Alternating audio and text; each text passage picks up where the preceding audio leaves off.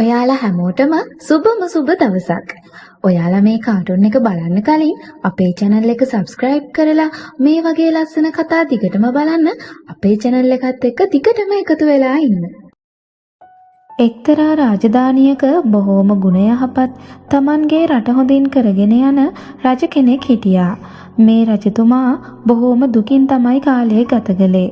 මොකද මේ රජතුමා විවාහ වෙලා දැනට අවුරුදු 10ක් වුණත් තවමත් ඔවුන්ට දරුවෙක් නම් ලැබුණේ නැහැ. මම නම් පුදුම අවාසනාවන්ත ගැහැණියක් රජතුමනි. මගේ මේ අවාසනාවන්තකම නිසා ඔබතුමත් දුක් විඳිනවා. අපි දෙන්නම දැන් අවුරුදු 10ක් තිස්සේ මොනතරම් ආසාවකින්ද බලාගෙන ඉන්නේ දරුවෙක් හදන්න. ඒත් ඉතින් තවමත් ඒ දේ ඉෂ්ට කරගන්න බැරි වුණානේ. එහෙම කියන්න එපා දේවිය. ඔබ අවාසනාවන්ත කෙනෙක් නෙමෙයි. මම බොහොම කුඩා වයසිනුයි ඔබත් සමග විවාහ වුණේ. ඉතින් මං ඔබත් සමග මේ මුළු රාජ්‍යයම ගොඩක් හොඳින් ගොඩනගුවා. මගේ පියාණන් ජීවත් වෙලා සිටි කාලයට වඩා දැන් රාජධානිය බොහොම දියුණු වෙලා. මේ හැම දෙයක්ම අපේ උත්සාහය නිසා. ඔබ අවාසනාවන්තයි නම් මට මේ තරම් දෙයක් කර ගැනීමට හැකියාවක් ලැබෙන්නේ නැහැනේ. ඒ වුණාට මමත් කැමතියි මට පුත් කුමාරයෙක් ඉන්නවා නම්. මමත් කැමතියි අම්මා කෙනෙක් වෙන්න. අපිට ගොඩක් සතුටින් ඉන්නත් පුළුවන්. දරුවෙක් ඉන්නවා කියන්නේ ඉතින් පවුලේ සතුට කොහොමත් වැඩි වෙනවනේ. අනේ මන් දැන් මොකද්ද රජතුමනි කරන්නේ මේකට? රාජධානියත් අනතුරේ වැටේවි. තමන්ගේ දේවියට දරුවන් නැතිවීම රාජධානියට කෙතරම් බලපෑමක් ගෙන දෙනවාද කියා රජතුමා හොඳ ආකාරවම දන්නවා. නමුත් මහරජතුමා තමන්ගේ මේ ආදරණීය බිරිඳගේ සිත රිදවීමට නම් කැමති වුණේ නැහැ. ඉතින් මහරජතුමා මේ දරුවන් නැති නිසා තමන්ගේ බිරිඳට කිසිම දෙයක් කියන්න ගියේ නැහැ.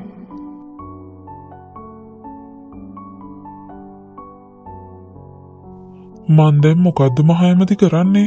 මට දරුවෙක් නෑ කියන්නේ මගේ රාජධානිය අනතුරේ වැටෙනවා. රාජධානියට ගොඩක් ලොකු බලපෑමක් එල්ල වේවි. මිනිසුන්ගේ ජීවිතවලට පවා අනතුරක් සිද්ධ වේවි. ඒක නිසා තමයි මම ඔබතුමාට කියන්නේ දෙවන විවාහයක් කරගන්න කියලා. දෙවන විවාහයක් කරගත්තේ නැත්නම් කිසිම දවසක මේ රාජ්‍යයට උරුමකාරයෙක් ලැබෙන්නේ නැහැ. එහෙම වුණොත් අනිවාර්යෙන්ම අසල්වැසි රාජධානි වලින් අපිට තර්ජන එල්ල වේවි. අපේ රාජ්‍යය යටත් කරගන්න උත්සාහ කරાવી. අපිට ගොඩක් ලොකු යුද්ධවලට මුහුණ දෙන්න සිද්ධ වෙනවා. මම මේ විදිහට දෙවෙනි විවාහයක් කරගත්තොත් මගේ දේවිය ගොඩක් දුකටපත් වේවි. මට අවශ්‍ය නැහැ ඒක දුකටපත් කිරීමට. ඔබතුමා රජෙක් විදිහට හිතන්න ඕන දේවියගේ දුක ගැන නෙවෙයි. මේ රාජ්‍යය ගැනයි. රාජ්‍යයේ ජීවත් වන මිනිසුන් ගැනයි. ඒ මිනිසුන්ගේ අනාගතය මේ මිනිසුන්ගේ ජීවිතවලට වන හානිය පිළිබඳවයි. අවසානයේදී මහරජතුමා මේ මහා ඇමති පවසන දේ පිළිබඳව තේරුම් ගත්තා. තමන්ගේ මේ රාජධානිය අනතුරටපත් කිරීමට අවශ්‍ය නැති නිසා මහරජතුමා දෙවන විවාහයක් කරගන්න හිතාගත්තා. ඉතින් මහරජතුමා බොහෝම ගුණ යහපත් හොඳ තරුණියක්ව තෝරාගෙන අවසානයේදී විවාහපත් වුණා. කාලය මෙහෙම ගෙවිලා ගියා. වැඩි කාලයක් යන්නට මත්තෙන් මහරජතුමා දෙවන වරට විවාහ වූ බිරිඳට දරුවෙක් ලැබෙන්න ආවා. ඇය ගැබිනියක් බවට පත් වුණා. මාස 9කට පසු මේ දෙවන බිරිඳට බොහෝම රූමත් පුත් කුමාරයෙක් ලැබුණා.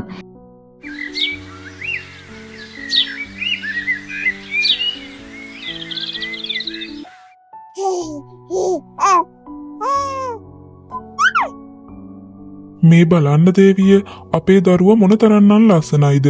මේ දවස් වෙනකන් අපි කොච්චර කාලයක් බලාගෙන හිටියද. දැන් ඉතින් මගේ දේවියගේ දුකත් ආවරයි නෝ. දැන් ඉතින් දේවියට නලවන්න පුත් කුමාරයෙකුත් ඉන්නවා. ආදරය කරන්න දරුවෙක් ඉන්නවා. දැන් ඉතින් මගේ දේවිය දුකින් ඉන්න ඕන නෑ. අපි දෙන්නගේ හීනේ හැබෑ වුණා එහෙනම්. මේ දරුවා කොහොමද රජතුමනි අපි දෙන්නගේ වෙන්නේ? මේ දරුවා ඔබගේයි ඔබගේ දෙවන බිරිඳගෙයි. මම ඔබගේ පළමු බිරිඳ. ඒක නිසා මට කොහොමද මේ දරුවා වයිති වෙන්නේ? මේ දරුවා මගේ නෙවෙයිනේ. මම මේ දරුවාගේ අම්මත් නෙවෙයි. මම කොහොමද තව කෙනෙක්ගේ දරුවෙක් මගේ කියලා පිළිගන්නේ? අනික ඒ කවුරුත් මට ওই දරුවව හොරතල් කරන්න දෙන්නෙවත් ආදරය කරන්න දෙන්නෙවත් නැහනේ. ওই දරුවා මගේ කියලා කවුරුත් පිළිගන්නෙත් නැහැ. හැමෝම දන්නවා මේ දරුවා ඔබතුමාගේ දෙවන බිරිඳගේ කියලා. ඉතින් මං කොහොමද සතුටින් ඉන්නේ? රාජ්‍යයේ සියලුම දරුවන් මහරජිනටයි අයිති වෙන්නේ. ඉතින් මේ දරුවත් ඔබටයි අයිති. මේ මාගේ දෙවන බිරිඳගේ දරුවා වුණත් මේ දරුවත් ඔබටයි අයිති. අනික මාගේ දෙවන බිරිඳ බොහෝම කරුණාවන්තයි. ඇය ඔබට මේ දරුවාව හදා වඩා ගැනීමට පවා ලබා දේවි. ඔබලා දෙදෙනාම එකම මාලිගාවේනේ ජීවත් වෙන්නේ. ඉතින් ඔබලා දෙදෙනාටම මේ දරුවාව ගොඩක් හොඳින් රැක බලා ගන්න පුළුවන්. ඇයි දේවිය ඔහොම පවසන්නේ? මම හිතුවේ මේ දරුවා ඉපදුනාට පස්සේ ඔබ ගොඩක් සතුටටපත් වේවි කියලායි.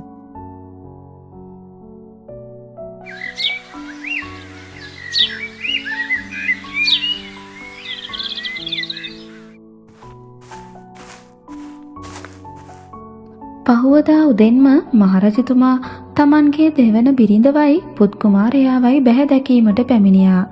ඔහු එහි පැමිණෙන විට බොහෝම කම්පාවට පත් වුණා.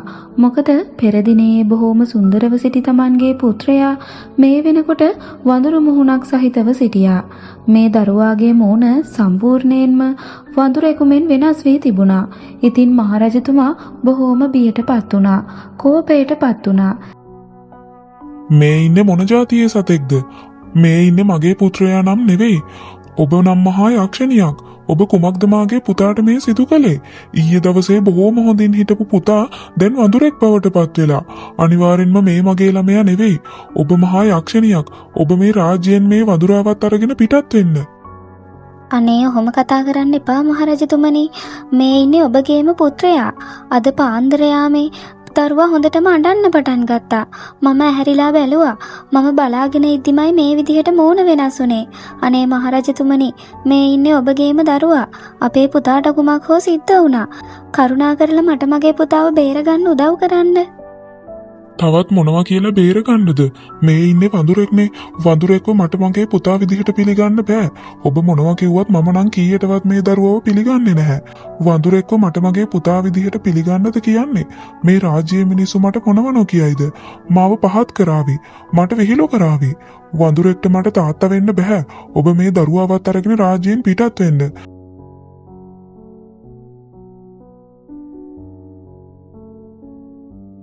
ඉතින් මහරජතුමා මේ තමන්ගේ ප්‍රශ්නය පිළිබඳව පළමු බිරිඳත් සමග කතා බහ කළා. මේ පළමු බිරිඳ කිව්වේ නම් මේ දරුවාව රාජ්‍යයෙන් පිටත් කර හරින ලෙසයි. මොකද මහරජතුමාගේ පුත්‍රයා වඳුරෙක් බව දැනගතහොත් මහරජතුමාට බොහෝම අපහාස විඳීමට සිද්ධ වෙන නිසා. ඉතින් මහරජතුමාත් තීරණයකට එළඹියා. ඒ තමයි මේ වඳුරු පුත්‍රයාව කැලයට ගිහින් දමන්නට. මොකද මේ තමන්ගේ පුත්‍රයා නොව වඳුරෙක් බවයි මහරජතුමා සිතාගෙන හිටියේ. මහා ඇමති රජතුමාගේ මේ ක්‍රියාවන් පිළිබඳව බොහෝම විමසිල්ලෙනුයි හිටියේ. මහා ඇමතිට මේ පුත්‍රයාව ආරක්ෂා කර ගැනීමට උවමනාව තිබුණා. මොකද මේ පුත්‍රයා තමයි මහරජුට උපන් පළමු පුත්‍රයා. ඉතින් මහරජුගේ පුත්‍රයන්ව ආරක්ෂා කර ගැනීම මහා ඇමතිගේ ප්‍රධාන රාජකාරිය වී තිබුණා.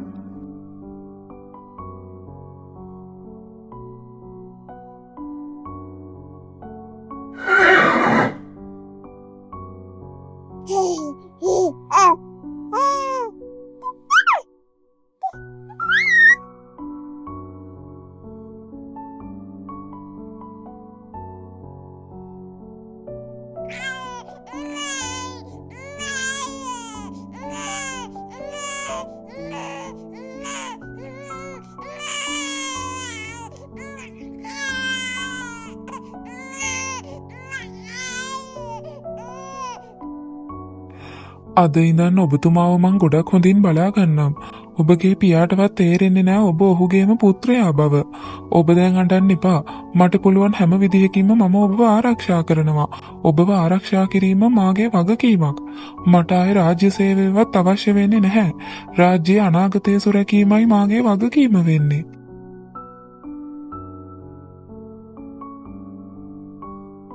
කාලය මෙහෙම ගෙවිලා ගියා.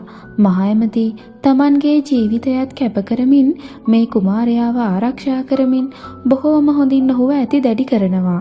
මොවුන් කැලෑවද ප්‍රදේශයක සැඟවීගෙනයි ජීවත් වෙන්නේ. මෙන්න මේ විදිහට වසර 20ක්ම ගත වෙනවා. දැන් මේ කුමාරයා තරුණයෙක් බවට පත් වෙලා ඉන්නේ. මහා ඇමතිත් තමන්ගේ ජීවිතය භාවනායෝගීව ගත කරනවා.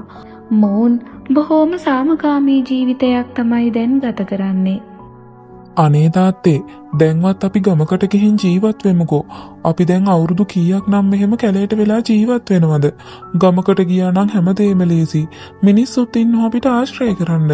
අපි මේ කැලේට වෙලා මොකටද තාත්තේ තනියම ජීවත් වෙන්නේ? තව කීපාරක් නම් මං ඔහෙට කියන්න ඕනද? ওই කතාව ආයි මගෙන් අහන්න එපා කියලා මම කියලා තියෙනවනේ. හේතුවක් ඇතුවයි මම ගමට යන්නේ නැත්තේ. ඔහෙත් පාඩුවේ මාත් එක්ක මේ පැල්පතට වෙලා හරි ජීවත් වෙන්න ඕනේ. අපිට මිනිස්සු ආශ්‍රය කරන්නවත් ගමකට යන්නවත් කිසිම වමනාවක් නැහනේ. අපට ඕන ආහාර පාන පවා මේ ගෙදරවට අපි වගා කරලායි තියෙන්නේ. ඉතින් අපි මොකටද ගමකට හෝ නගරයකට යන්නේ? ඒත් තාත්තා දැන් ගොඩක් අසනීපෙනුයි ඉන්නේ. තාත්තට මොකක් හරි අනතුරක් වෙයි කියලා මට ගොඩක් බයයි. අපි අනිවාර්යෙන්ම බෙහෙත් ගන්න ගමකට යන්න ඕනේ. මේ කැලෑවට වෙද මහත්තයෝ එන්නේ නෑනේ.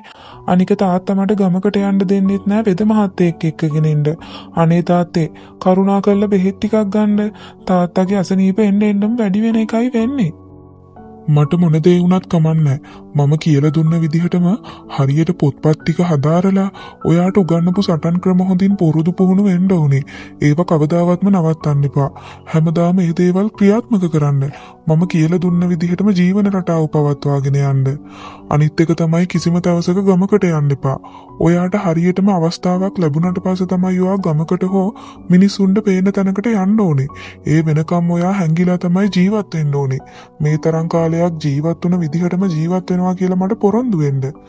නිසි වෙලාවට නිසි කාලයේදී ඔයාට හැම දෙයක්ම තේරුම් යාවි. මේ විදිහට කාලය ගෙවිලා ගියා. වැඩි කාලයක් යන්නට මත්තෙන්ම මේ මහා ඇමති රෝගාතුරු වුණා. ඔහුගේ රෝගය බොහෝම උත්සන්න වුණා. දැන් මහා ඇමතිගේ ජීවිතය පිළිබඳවවත් විශ්වාසයක් තැබීමට නොහැකි. ඔහුට ඒ තරමටම අසාධ්‍ය වෙලා ඉන්නේ. කුමාරයා නම් හිතාගෙන ඉන්නේ මේ ඉන්නේ ඔහුගේ තාත්තා කියලයි. ඉතින් මේ කුමාරයාට බොහෝම දුකයි.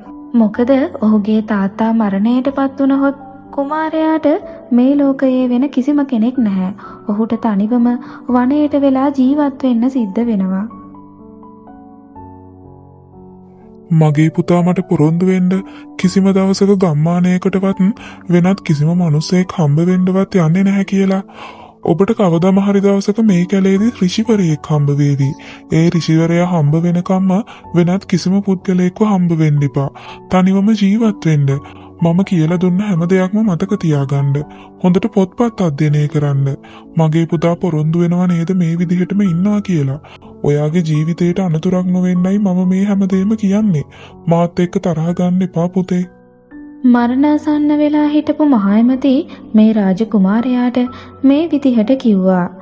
මේ කතාව කියනවත් එක්කම මහා ඇමති මරණයටපත් වුණා. ඉතින් රාජකුමාරයා තනිවම තමන්ගේ තාත්තාගේ අවසන් කටයුතු සිදු කර තමන්ගේ තාත්තා කැමති වුණු පරිදිම බොහෝම හුදකලාව පොත්පත් අධ්‍යයනය කරමින් මේ සියලු දේම ඉගෙන ගනිමින් තනිවම ජීවිතය ගත කළා. මේ ඉන්නේ මහරජතුමාගේ දෙවන පුත්‍රයා. මහරජුගේ පළවෙනි පුත්‍රයා වනයට ගිහින් දැමූ පසු මහරජුගේ පළමු බිරිඳට වසර 11කට පසු පුත් කුමරෙක් ලැබුණා. මේ තමයි ඒ කුමාරයා. මොහු බොහෝම නපුරු, රටවැසියන්ට බොහෝම පීඩාකාරී ලෙස ජීවත් වන, මිනිසුන්ට නිකරුණේ හිංසා පීඩා කරන, සතා සිව්පාවට පවා හානි කරන බොහෝම දුෂ්ට කුමාරයෙක්.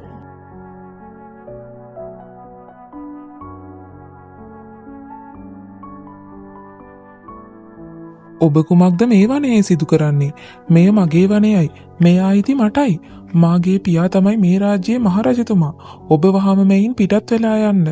ඔබ නිකරුණේ මිනිසුන් දෙන ආහාර පාන නිකන් ආහාරයට අරගෙන ජීවත් වෙන එකනේ කරන්නේ. රැකියාවක් කරන්න කම්මැලිකමටයි පූජකවරයෙක් වගේ ඉන්නේ. ඔබ බොහෝම අශිෂ්ට සම්පන්න බොහෝම නපුරු කුමාරයෙක්. ඔබගේ ඔය වදන් ප්‍රවේශමින් භාවිතා කරන්න.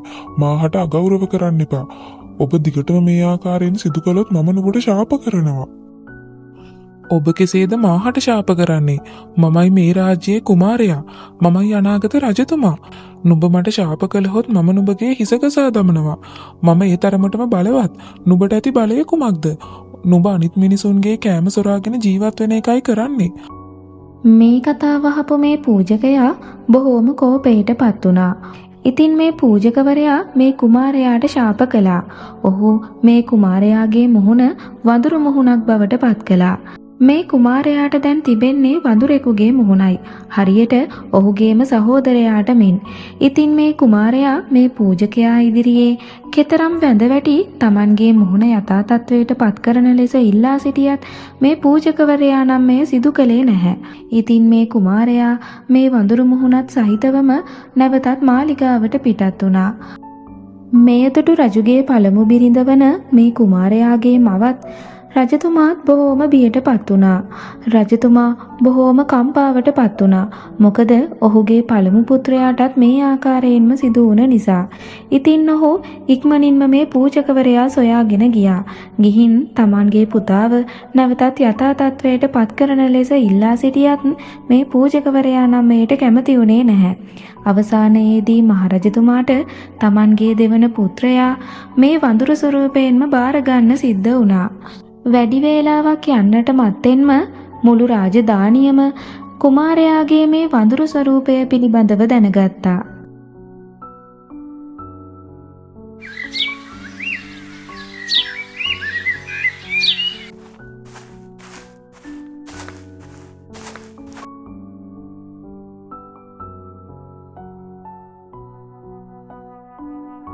මෙහි ඇති කොළවලින් ස්වල්පයක් ආහාරයට ගන්න. එවිට ඔබට ඇති වූ ඔය ශාපයෙන් ඔබට මිදීමට හැකියාවක් ලැබේවි.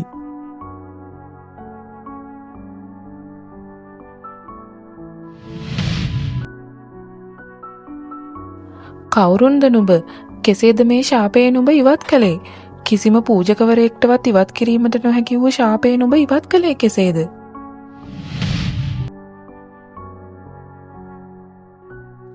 මමයි මහරජුගේ පළමු පුත්‍රයා. නුඹගේ පුත්‍රයාට මේ ශාපය සිදු කළ පූජකවරයා අසලට ගිහින් තමයි නුඹ මටත් ශාප කළේ. මම මගේ මවගේ කුසේ සිටියදීමයි නුඹ මට ශාප කළේ. ඒක නිසයි මගේ මුහුණ මේ ආකාරයෙන් වෙනස් වී තිබෙන්නේ. ඔබගේ පුත්‍රයා ආහාරයට ලබාගත් කොළ මා ආහාරයට ලබාගත් මගේ මුහුණ වෙනස් වෙන්නේ නැහැ. මොකද මට මේ මුහුණ උරුම වුණේ උපතින්මයි. ඒ නුඹගේ ශාපය නිසයි. නුඹ දැන්වත් තේරුම් ගන්න. නුඹගේ පුත්‍රයාට මේ ආකාරයෙන් සිදු වූ විට නුඹ කෙතරම් දුකටපත් වුණාද? ඒ වගේම මගේ මෑණියන්ටත් මේ වගේම සිදු වුණා. මාව බලාගත්තේ මේ රාජ්‍යයේ මහා ඇමතිතුමයි. මහා ඇමති මීට මාස කිහිපයකට කලින් මිය ගියා. මේ සියල්ලම මට දැනගන්න ලැබුණේ දැන් දින කිහිපයකට කලිනුයි. ඒ මහා ඇමති හොඳින් හඳුනන පූජකයෙක් නිසා වෙනුයි. මේ පූජකයා තමයි නුඹගේ පුත්‍රයා සුව කරන්න මට මේ කොළ ලබා දුන්නේ. මට මේ රාජ්‍යවත් මාගේ උරුමයවත් කිසිම දෙයක් එපා.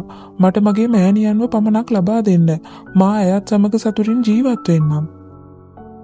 මහරජතුමා දෙවන විවාහයක් කරගත්තේ මේ රාජ්‍යයේ අනාගතය වෙනුවෙනුයි. මහරජු ඇත්තෙන්ම ආදරය කළේ Tamanගේ පළමු බිරිඳටයි. මහරජු Tamanගේ පළමු බිරිඳ බොහෝම විශ්වාස කළා. ඉතින් මේ විශ්වාසය කඩ කරපු නිසා මහරජතුමා Tamanගේ පළමු බිරිඳ පිළිබඳව බොහෝම කලකිරීමටපත් වුණා. ඒ වගේම Tamanගේම පුත්‍රයාට කළ දේ පිළිබඳවත් ඔහු කලකිරීමටපත් වුණා. ඉතින් මහරජතුමා Tamanගේ මේ පළමු පුත්‍රයාට ඔහුගේ මව හමුවීමට අවස්ථාව ලබා දුන්නා. ඒ විතරක් නෙවෙයි. Tamanගේ දෙවන පුත්‍රයාට මේ රාජධානිය බාර දී තවදුරටත් Tamanගේ පළමු බිරිඳත් සමග මේ රාජ්‍යයේ ජීවත් වෙන්නේ නැතුව Tamanගේ මේ පළමු පුත්‍රයාත් ඔහුගේ මවත් සමග වනයට යන්න පිටත් වුණා. ගිහින් ඔවුන් සමග සාමාන්‍ය ජීවිතයක් වනය තුල ගත කළා. මේ තරම් කාලයක් තනිව ජීවත් වුණු කුමාරයාට Tamanගේ මවත් Tamanගේ පියාත් මුණ ගැසුණා. රජුගේ පළමු බිරිඳ Taman සිදු කළ දේ පිළිබඳව පසුතැවුණා. මේ කුමාරයාගෙන් සමාව ඉල්ලුවා.